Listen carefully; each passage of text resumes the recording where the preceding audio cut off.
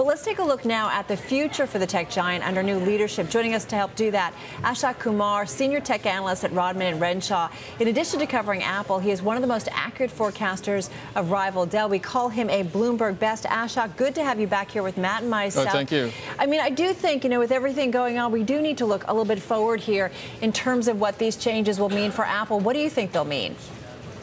On the positive side, that Steve Jobs hired an insider in Tim Cook to take over the company's reign is positive, primarily because the track record of outside CEOs in the technology industry is no better than 50-50.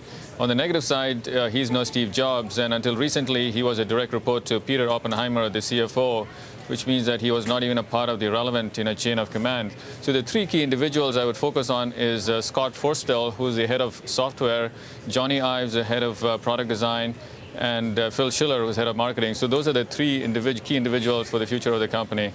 It never is, yes, there can be a visionary, but it's never just one individual who gets it all done. I mean, aren't there a lot of folks, can we feel somewhat comfortable that there were a lot of folks helping Steve essentially with his vision or implement his vision, maybe contributing even to that vision? Absolutely, Carol. I think when you have a platform advantage, as does Apple, it's just not a product advantage. That can be sustained in your near term, and the near term being defined as the next year and a half. So the products in the current pipeline will have Steve's hand on it.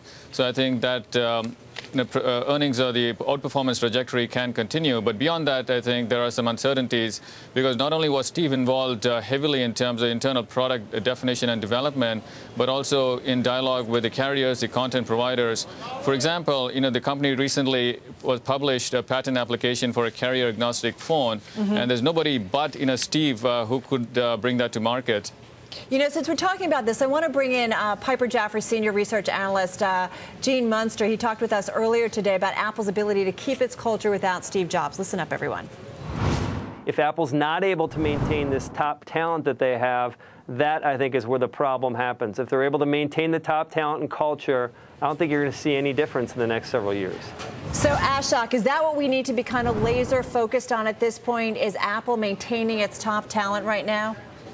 Yeah, I think Gene raises a very good point, because the key here is, these three executives I mentioned, they've probably met their net worth goals many times over. So I think if they don't have the passion in coming to work for Apple, which is what Steve was instrumental in corralling, I think that would be, I think a significant setback for the company.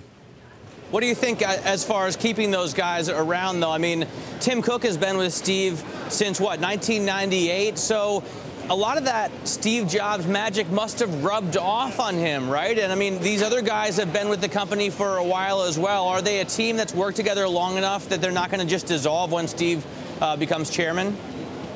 No, I think this much is key, right? If you talk to the engineers who are the crown jewels of the company, they don't look to Tim Cook. I mean, Tim Cook is more of a logistics person. So they look up to Scott Forstall, they look up to Johnny Ives. But the individual who brings all that together has been Steve Jobs. So I think his brilliance both at the macro as well as at the product execution level is unmatched, and I think that will be sorely missed. And I don't think any single individual or group of individuals at Apple can replace them. Do you think, Steve Jobs was still a fan of Apple even after he got the boot back in 1985?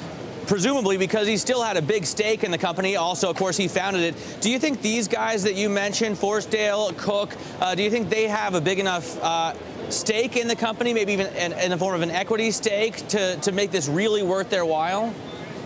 No, absolutely. One is, I think, they've probably met their net worth goals, as I mentioned, many times over. So I think it's probably passion, to take Apple to the next level is probably what brings them back every day. So I don't think it's the dollars in the bank account, because they probably way crossed that threshold.